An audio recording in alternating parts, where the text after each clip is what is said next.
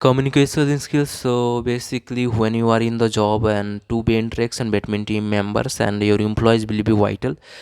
Feedback is also a part of this. So this action will look at how you can comfortably give feedback and task constructive feedback too. Not only that you will need to be able to build a network around you, but supporting and development you want to written communication and be able to digital skill in this day.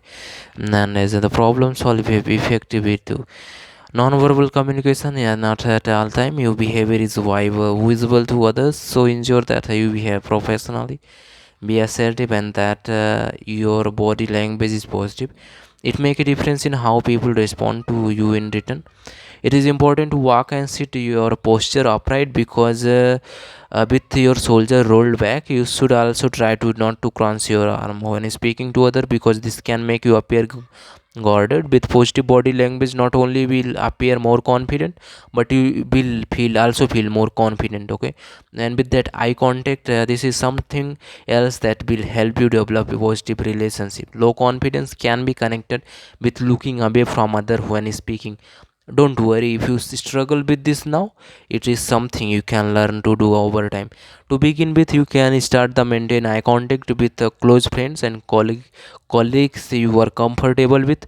Over time it will become a natural habit. Maintaining eye contact will make you appear more confident to other, which should help you to feel more confident about yourself as well. You are likely to feel confident when you know when you are talking about, so prepared when planning your conversation.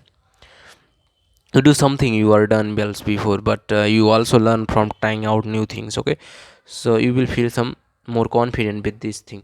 Listening skill and verbal communication when working with others, either when discussing work plans, in meetings and review session, it will really important to think about how you communicate. The appropriateness of your own language is different context to crucial your effectiveness, and communication is entirely contingent and how you adapt your message for different situation, different environment, different audience, and different purpose for the communicating is your ability to listen to. Okay, so the average person spend 45% of their time listening, but sadly 75% of the oral communication is best lost, and the remaining 25% is forgotten within week. Listening is an active process, and we must consider both the context of the process and the verbal and non-verbal clues given by the sender. Okay, here is useful mnemonics for mnemonics. Okay, sorry, I here is some useful mnemonics for better listening skill. LISTE and listen. So look interested, give encouraging signs. Okay, so if you look interested, you can understand. Inquire and ask question, take notes, stay on the subject, test your understanding, perhaps paraphrase the summarize, evaluate the message, what is being said and how it's coming across, naturalize your feeling, keep an open and mind. Okay, be a better listener. So questioning the natural tendency of many of us to talk too much, this result is leading others to our own way to thinking, and thus timing the value of the information gained in a discussion.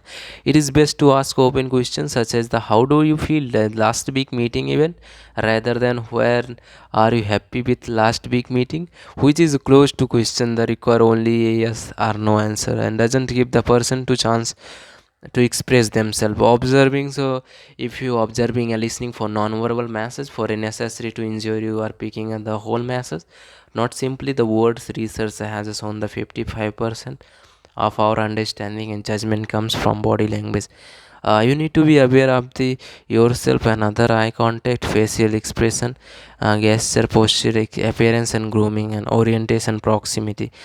In addition to having an appreciation of the key communicating skill, it is also important to understand the process of perception, how we see ourselves. Our self-image and self-esteem will have a major effect on the way we communicate. A person with high self-esteem and self-image is much more likely to confident and openly communicating in all sort of situations. Okay, effective listening.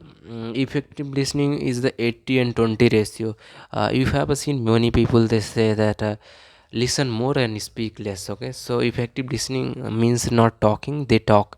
You listen. Okay, your ratio should be 80 to 20 or even 90 to 10. You don't interrupt unless they are way too off the subject, you can't understand what they are saying. Okay, you pay attention to what they are saying rather than pretending to listen. Will you plan what will say next? You make where write notes and key points. Okay, checking understanding, check that you have understood what has been said. Ask question to clarify anything you are unsure about, and from time to time give the reflective summary which briefly paraphrase what the other person has been saying. Don't tune out the thinking that you might be less pleased to hear.